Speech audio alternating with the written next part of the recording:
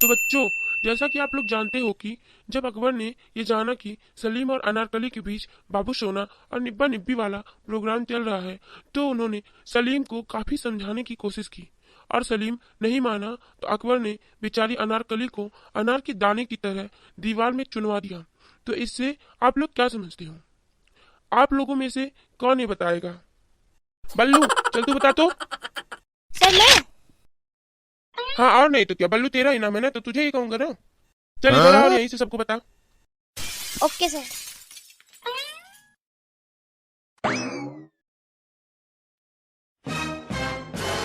तो सर, इससे हम ये समझते हैं कि एक अनार के लिए 100 लोग बीमार नहीं थे, क्योंकि अगर 100 लोग बीमार होते तो अकबर अनारकली को अनार के दाने की तरह दीवार में न चुनवाकर डायरेक्ट किसी और बीमार के पास उसे पहुंचा देता।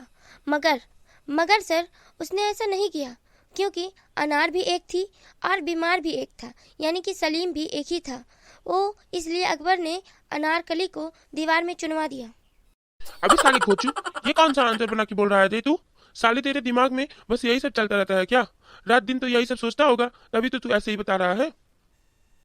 और तू अब ये बता बेटा कि बादाम खाने से अकल आती है या ठोकर खाने से? चल बेटा, अब तू सबसे पहले इसका आंसर दे तो। सर, ठोकर खाने से दर्द होता है। क्या? तो बादाम खाने से अकल आती है? नहीं सर। ना ही बादाम खाने से अकल आती है, ना ही ठोकर खाने से, तो फिर साले किससे अकल आती है बे? सर, गुटखा खाने से। क्या? तो चल फिर इसे प्रूव कर, नहीं तो अपने बाप को बुला के लाइयो कल। ठीक है सर, मैं 1 मिनट में प्रूफ कर देता हूँ कि बादाम खाने से अक्ल नहीं आती है या ठोकर खाने से। हाँ हाँ बेटा, तू प्रूफ तो कर पहले, फिर दियो लेक्चर तू। हे अमित, सुनो, यहाँ आइयो तो। हाँ बोलो। ए लो भाई, बादाम खाओ तो। उम्म, अब ये बताओ कि 1 किलो चीनी में कितने दाने होते हैं? नहीं भाई, मुझे तो नहीं पता। अब ए लो, गुटखा खाओ।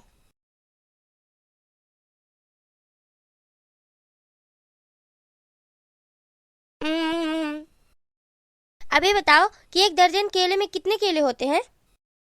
भाई 12 केले होते हैं। अमित तुम जाओ। तो सर, प्रूफ हो गया ना सर कि गुटखा खाने से ही अक्ल आती है। इसी बात पे बोलो जुबा कैसे ही। हाँ हाँ बेटा, बोलो जुबा केसरी। और तूने तो सच में प्रूफ कर दिया।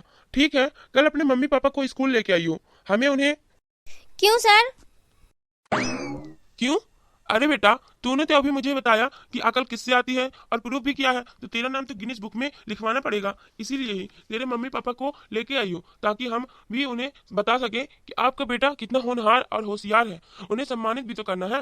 ओके बेटा, तो फिर कल अपने पेरेंट्स को लेके आना, ठीक है? Okay sir. क्या बात है, अब तो मेरा नाम गिनीज बुक में आएगा और मुझे और मेरे मम्मी पापा को भी सम्मानित किया जाएगा। याहू! और बेटा, जाने से पहले ये तो बताओ कि क्या और भी गुटखा है तुम्हारे पास? यस सर, एक और है। तो फिर हमें दे दो ना बेटा, थोड़ी अकल ले लूं मैं भी। ये लीजिए सर। तो हे गाइस, कैसी लगी आपको ये स्टोरी? आगे की स्टोरी देखेंगे हम पार्ट 2 में। तब तक के लिए वीडियो को लाइक कर देना, कमेंट कर देना और हाँ, शेयर भी करना ना भूलना। और पार्ट 2 देखने के लिए चैनल को सब्सक्राइब करके बेल आइकन को दबा देना, क्योंकि जो भी वीडियो अपलोड होगा वो आपके पास सबसे पहले पहुंच जाएगा।